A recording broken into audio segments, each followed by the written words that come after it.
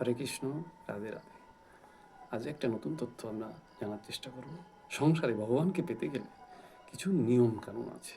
আপনাকে গলায় তুলসী মালা নিতে হবে, আপনাকে কপালে তিলক নিতে হবে, আপনাকে মালাও নিতে হবে। কিন্তু এইসব করলে অনেকে ঠাট্টাও করবে।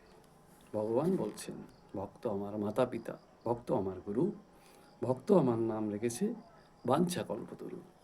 আপনি যদি মালাকে অপমান করেন, আপনি যদি তিলককে অপমান করেন, তাহলে আপনি জানবেন আপনি ভগবানকেই অপমান করছেন।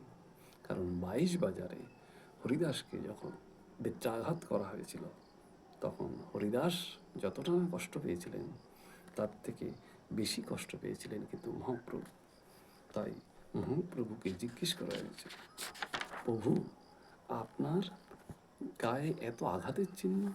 তখন মহাপ্রভু বলেছিলেন, আমার ভক্তকে যদি কেউ কষ্ট দেয়, আমি কি ঠিক থাকতে পারি? সেই আঘাত আমার গায়ে এসে লাগে।